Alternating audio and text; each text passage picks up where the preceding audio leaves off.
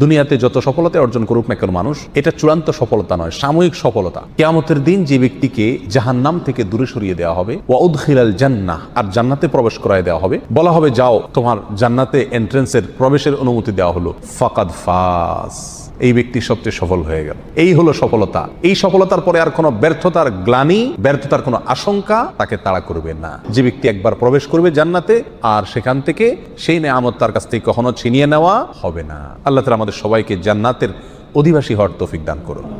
যারা অমুসলিম, জাহান্নাম তো তাদেরই জন্য, কিন্তু মুসলমানদের মধ্যেও এরকম বহু হতভাগা, বহু কপাল পড়া মানুষ আছেন যারা তাদের কৃতকর্মের কারণে জান্নাতে যাওয়ার সৌভাগ্য থেকে বঞ্চিত হবেন, তারাও জাহান্নামে যাবে। রাসূল আকরাম সাল্লাল্লাহু আলাইহি ওয়াসাল্লামের বিভিন্ন হাদিস থেকে সেরকম 17টি শ্রেণীর কথা আজ আমরা উল্লেখ করব। যেই 17 শ্রেণীর লোক এরা জান্নাতে ঢুকে চূড়ান্ত সফলতা এবং সার্থকতা অর্জন করবার সৌভাগ্য থেকে বঞ্চিত হবে, বরং এরা জাহান্নামে যাবে।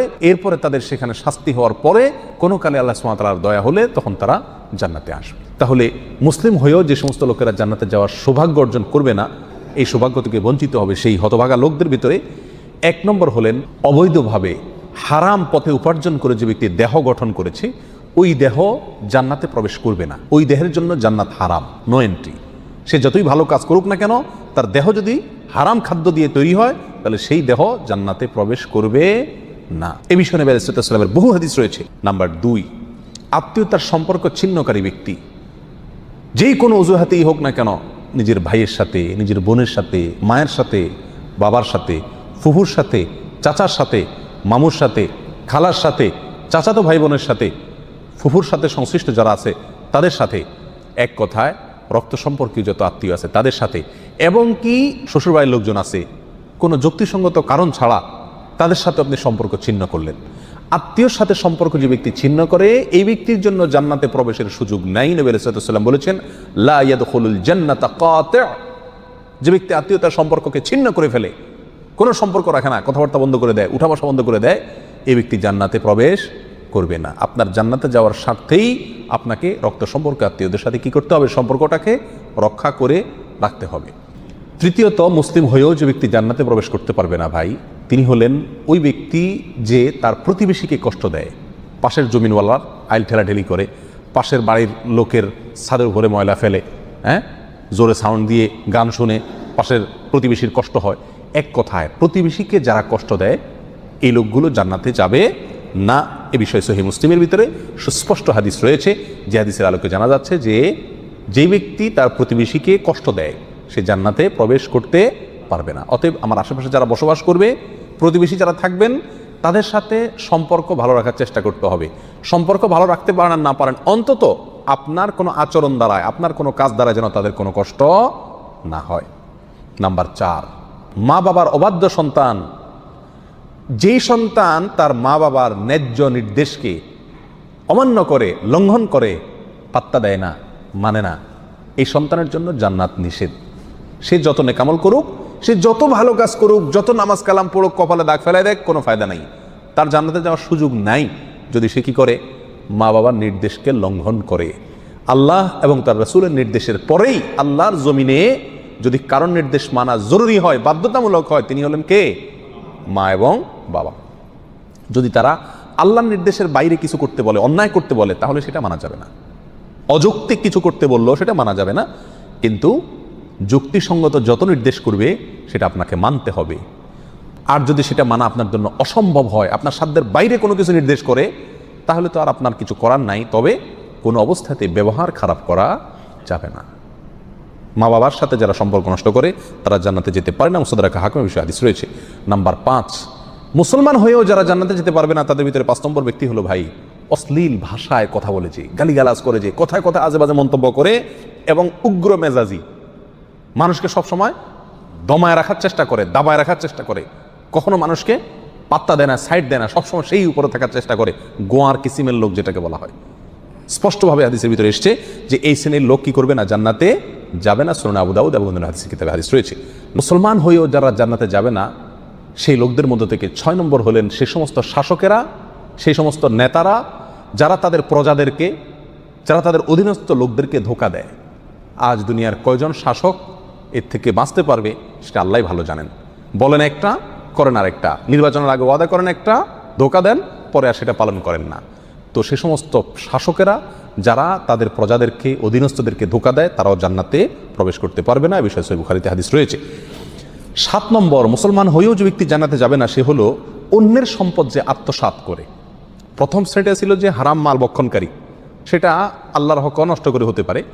আর এই 7 নম্বর পয়েন্টটা হলো যে কোনো মানুষের হক আপনি নষ্ট করে টাকা কামাই করলেন, যেভাবেই হোক, সেটা ধোঁকা দিয়ে হোক, প্রতারণা করা হোক, হাওলাত নিয়ে আটকায় দিয়ে হোক, চান্সে চুরি করে হোক, অথবা চিটারি করে হোক, যেই কোনোভাবে অন্যের সম্পদ যদি আত্মসাৎ করেন গায়ের জোরে বা বুদ্ধির জোরে আর করে সেটা আপনি দখল করে ফেলেন, তো মনে রাখবেন এই ব্যক্তির জন্য জান্নাতে যাওয়ার কোনো সুযোগ নাই।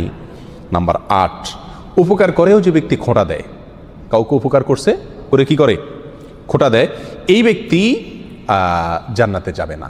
মদপানকারী ব্যক্তির কথাও আছে হাদিসে সুনান নাসাইর, যে উপকার করে কাউকে খোঁটা দিলেন, উপকার করছেন, জীবনে কোনোদিন বলতে পারবেন আমি তোমার জন্য করছি, তাহলে আল্লাহর কাছ থেকে তো বিনিময় পাবেনই না, উপরন্ত শাস্তি হিসাবে জান্নাতেও আপনার প্রবেশের সুযোগ থাকবে না। সাবধান, কারোর জন্য কিছু করেছেন জীবনে, মুখের বাহির সেটা কোনোদিন করা যাবে না।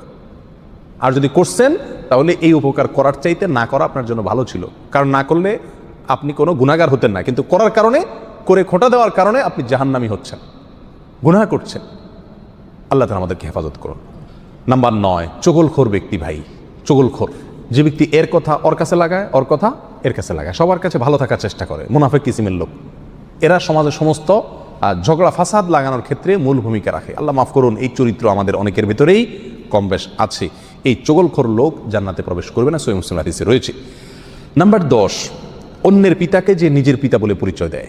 অনেক পালক পুত্র আছে নিজের জন্মদাতা বাবাকে বাবা হিসাবে পরিচয় দেয় না, যে লালন পালন করে তাকে বাবা হিসাবে পরিচয় দেয়। তো অন্যের পিতাকে যদি নিজের পিতা হিসাবে পরিচয় দেয়, এই ব্যক্তিও জান্নাতে প্রবেশ করবে না, এবং সহিহ বুখারীতে হাদিস রয়েছে, যদিও সে কি হয়, মুসলমান হয়। নাম্বার 11, অহংকারকারী, গর্বকারী যে ব্যক্তি খুব অহংকার করে, দাম্ভিকতা দেখায়, অহমিকা দেখায়, প্রদর্শন করে, অথবা মনে মনে নিজেকে খুব বড় মনে করে, এই কপাল পড়া যত ভালো মানুষই হোক, সে মুসলমান হয়েও কি করতে পারবে না, জান্নাতে যেতে পারবে না। নবী আলাইহিস সালাম বলেছেন, লা ইয়াদখুলুল জান্নাতা মান কানা ফি কলবিহি মিসকালু যাররাতিন মিন কিবর, যার অন্তরে বিন্দু পরিমাণে, সরিষার দানা পরিমাণে বা অনুপরিমাণে অহংকার আছে, এই ব্যক্তি জান্নাতে প্রবেশ করবে না। বিনয়ী মানুষেরা জান্নাতে যাবে, বিনয়ী, যারা নিজেকে ছোট মনে করে, সবসময় অন্যকে বড় মনে করে, নিজের দোষের কথা আগে দেখে, নরম থাকে, অহংকার করে না, এই লোকগুলো জান্নাতি। আর যারা অহংকার করে এই লোকগুলো জাহান্নামী। আল্লাহ তাআলা আমাদেরকে হেফাজত রাখুন। 12 নম্বর, যে ব্যক্তি মুসলিম হয়েও জান্নাতে যাবে না, জান্নাতে যাওয়ার সুযোগ থেকে বঞ্চিত হবে, আর সে ব্যক্তি হলো ওই ব্যক্তি যে ব্যক্তি রাসূলুল্লাহ সাল্লাল্লাহু আলাইহি সাল্লামের নাফরমান। রাসূলুল্লাহ সাল্লাল্লাহু আলাইহি সাল্লামের নির্দেশ জানার পরেও সেটাকে কি করে না, কেয়ার করে না। বাপদাদার নির্দেশকে অগ্রাধিকার দেয়, 14 গোষ্ঠী কী করে আসছে সেটাকে অগ্রাধিকার দেয়, পীর সাহেব কী বলছেন সেটাকে অগ্রাধিকার দেয়, যদি রাসূল সাল্লাল্লাহু আলাইহি সাল্লামের কথার বিপরীত হয়, এরকম যদি হয় তাহলে সে ব্যক্তি জান্নাতে প্রবেশ করবে না। নবী আলাইহিস সালাম বলেছেন, কুল্লু উম্মতি ইয়াদখুলুনাল জান্নাতা ইল্লা মান আবা, আমার উম্মতের প্রত্যেক সদস্য সবাই জান্নাতে যাবে, শুধু যে অস্বীকার করলো সে জান্নাতে যেতে পারবে না। সাহাবা ইকরাম প্রশ্ন করলেন, ওমাই আবা ইয়া রাসূলুল্লাহ, হে আল্লাহর রাসূল, অস্বীকার করছে কে? তিনি বলেছেন, মান আতাআনি দাখালাল জান্নাহ ওয়া মান আসানি ফাকাদ আবা, যে ব্যক্তি আমার হুকুমকে, আমার নির্দেশকে মান্য করেছে, মেনে চলেছে, সে জান্নাতে যাবে। আর যে আমার নির্দেশকে মান্য করে নাই, সে অস্বীকার করলো, আর যে অস্বীকার করলো সে জাহান্নামে যাবে, সে জান্নাতে যাবে না। নাম্বার 13, মুসলিম হয়েও যে ব্যক্তি জান্নাতে যাবে না, সে ব্যক্তি হলো ওই মহিলা, যে মহিলা অকারণে স্বামীর কাছ থেকে তালাক চায় কথায় কথায়। আমাদের মা বোনদের ভিতরে অনেকের ভিতরে এই চরিত্র আছে, এই দোষ আছে, কথায় কথায় স্বামীর কাছ থেকে তালাক চায়। এর আগে এক আলোচনায় বলেছিলাম, ইবলিস শয়তানের কাছে সবচেয়ে প্রিয় কাজ, যেই কাজে ইবলিস শয়তান সবচেয়ে বেশি খুশি হয়, সেটা হলো একটি দাম্পত্য জীবনে যখন বিচ্ছিন্নতা এসে যায়, স্বামী স্ত্রীর ভিতরে যখন বিচ্ছেদ ঘটে যায়, তখন শয়তান সবচেয়ে বেশি খুশি হয়। একজন মানুষ হত্যা করলে, একজন মানুষ মদ পান করলে, একজন মানুষ চুরি করলেও শয়তান এত খুশি হয় না যত খুশি হয় পারিবারিক জীবনে বিচ্ছিন্নতা ঘটে গেলে। এই জন্য এই বিচ্ছিন্নতা চাওয়া, তালাক চাওয়া, এটাও দোষের বিষয়। কোনো মহিলা যদি রাগের কারণে তালাক চায় স্বামীর কাছে কথায় কথায়, তাহলে এরাও জান্নাতে প্রবেশ করবে না। আল্লাহ তাআলা আমাদের মা বোনদেরকে হেফাজত করুন। সুনানে তিরমিজিতে এই বিষয়ে হাদিস রয়েছে। নাম্বার 14, মুসলিম হয়েও যারা জান্নাতে যাবে না, তারা হলো দুনিয়ার উদ্দেশ্যে যারা ইলম অর্জন করে। দুনিয়ার উদ্দেশ্যে কি করে? ইলম অর্জন করে, কোরআন হাদিস শিখে পয়সা কামাই করার জন্য, চাকরি করার জন্য, বা এটা বিক্রি করে খাওয়ার জন্য। এই ধান্দা যদি ইলম অর্জন করে, তাহলে সে ব্যক্তিও জান্নাতে প্রবেশ করবে না। যদি কেউ দুনিয়াতে এলেম শিখে কিসের জন্য? দুনিয়ার কোনো ধান্দা, দুনিয়ার কোনো উদ্দেশ্যে, মানুষের কাছে বড় সাজবে, হ্যাঁ, মানুষের কাছে মর্যাদা পাবে, সম্মান পাবে, মৌলানা সাহেব হবে, মুফতি সাহেব হবে, বক্তা সাহেব হবে, টাকা পয়সা কামাবে, দাওয়াত টাওয়াত খাবে, এই ধান্দায় যদি কোনো মৌলবী হয়, কোনো মানুষের এলেম শিখে, তাহলে সে ব্যক্তিও জান্নাতে যেতে পারবে না। আল্লাহ তাআলা আমাদেরকে হেফাজত করুন। নাম্বার 15, যে ব্যক্তি মাথায় কালো কলব ব্যবহার করে, চুলের মধ্যে, দাড়ির মধ্যে পিওর কালো কলব, যেখানে কোনো প্রকার মেদে টেদের মিক্সও নেই, একবারে পিওর কালো কলব ব্যবহার করে, এই ব্যক্তিও জান্নাতে যাবে না। সূরা নাসে হাদিস রয়েছে। নাম্বার 16, রিয়াকারী ব্যক্তি, যে ব্যক্তি আমল করে, ভালো কাজ করে মানুষকে দেখানোর জন্য। বিশেষ করে আজ প্রিয় ভাইরা, অর্থনৈতিক যত ইবাদত আছে এগুলোর ভেতরে উদ্দেশ্যের অসাধুতা প্রচণ্ড পরিমাণে থাকে। আমরা এগুলো করি, অথচ ধান্দা থাকে মানুষ আমাকে বাহবা দিবে, হ্যাঁ, আমাকে দানবীর বলবে, বা সবাই জানবে যে আমি দান টান করি, সবার কাছে আমি এটা ভালো সাজবো, এই একটা মানসিকতা কাজ করে। এটাকে রিয়া বলা হয়, লৌকিকতা বলা হয়। আপনি কোনো নেকামল, কোনো ভালো কাজ, সেটা অর্থনৈতিক হোক আর শারীরিক ভালো কাজ হোক, এটা করে যদি মানুষকে দেখানোর উদ্দেশ্যে করে থাকেন, তাহলে সেই আমলটি নেকামল হয়ে আপনার জন্য জান্নাতে যাওয়ার কারণ হওয়া তো দূরের কথা, এটি বরং আপনাকে জাহান্নামে নিয়ে যাবে। এটা শিরকে আসগর। নবী আলাইহিস সালাম বলেছেন, আখেরি জামানায়, শেষ যুগে, কিয়ামতের আগে দাজ্জালের যে আতঙ্ক হবে, যে আতঙ্কে তার ভেলকিতে অনেক মুসলমান অমুসলমান হয়ে যাবে, ঈমান হারা হয়ে যাবে। সে আল্লাহ দাবি করবে এবং অনেক কুদরত দেখাবে, তার দেখে অনেকে ভেলকিতে পড়ে যাবে। সেই সময়ে তোমাদের জন্য ঈমানের উপরে টিকে থাকা যত কঠিন হবে, সেই সিচুয়েশনে তোমরা যে বিপদে পড়বে, সেটাকে আমি যতটা ভয় পাই, তার চাইতে বেশি ভয় পাই তোমাদের জন্য এই শিরকে আসগরকে। অর্থাৎ এমন এক সময় আসবে যখন যত আমল করবে মানুষ, সবগুলোই মানুষকে দেখানোর জন্য করবে, আল্লাহকে খুশি করার জন্য কোনো আমল খুঁজে পাওয়া কঠিন হয়ে যাবে। এই সেই রিয়া, লৌকিকতা, মানুষকে দেখানো, মানুষের কাছে বাহবা কুড়ানো, মানুষের কাছে সুনাম অর্জন করার জন্য যদি যে কোনো ভালো কাজ করা হয়, তাহলে এই ব্যক্তি জান্নাতে প্রবেশ করবে না। সহিহ বুখারী, সহিহ মুসলিমে বিষয় হাদিস রয়েছে। নাম্বার 17, ওয়ারিশকে বঞ্চিতকারী ব্যক্তি, যে ব্যক্তি তার পরিত্যক্ত সম্পত্তি থেকে তার কোনো ওয়ারিশকে কি করে? মাহরুম করে, এই ব্যক্তি জান্নাতে যাবে না।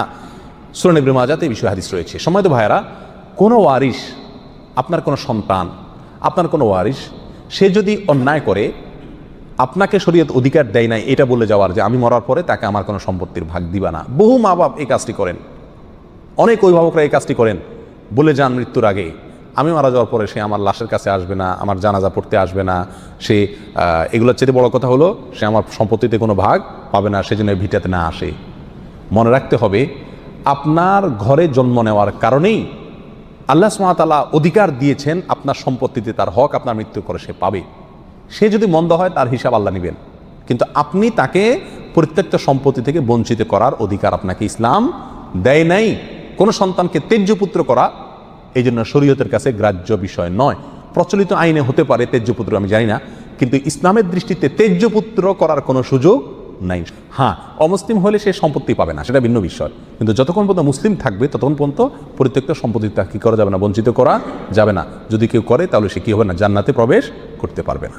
এই 17 শ্রেণীর লোক, এরা মুসলিম হয়েও কী করতে পারবে না ভাই, জান্নাতে যেতে পারবে না। এর ভিতরে বেনামাজি, তার কথা তো বলাই বাহুল্য, কারণ ইচ্ছাকৃত নামাজ যদি ত্যাগ করে সব সময়, তাহলে তো ওলামা একরামের অনেকের মতো সে মুসলমানই না।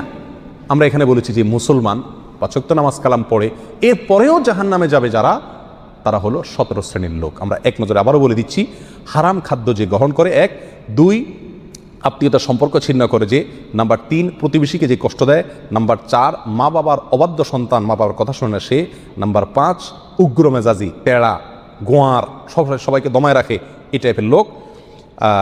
নাম্বার 6 অধীনস্থদেরকে, প্রজাদেরকে, যে সমস্ত শাসকেরা, যে সমস্ত রাজারা, যে সমস্ত রাষ্ট্রপ্রধানেরা, সরকার প্রধানেরা বা যে যে লেভেলে আছে সে তার প্রজাদেরকে ধোকা দেয় যে তারা। নাম্বার 7 অন্যের সম্পদকে অন্যায়ভাবে আত্মসাৎকারী ব্যক্তি। নাম্বার 8 উপকার করে কারোর খোঁটা দেয় যে ব্যক্তি, সে জান্নাতে যাবে না। নাম্বার 9 চগলখোর ব্যক্তি জান্নাতে যাবে না, মানুষের পিছনে কথা লাগায় বেড়ায় একজনের আরেকজনের কাছে। নাম্বার 10 অন্যকে নিজের পিতা হিসাবে, নিজের বাবাকে না বলে পরিচয় না দিয়ে অন্যকে নিজের বাবা হিসাবে, পিতা হিসাবে পরিচয় দেয় যে ব্যক্তি, সে। নাম্বার 11 গর্ব এবং অহংকার করে যে ব্যক্তি, যার মনের ভিতরে অহংকার আছে, সেই জান্নাতে প্রবেশ করবে না।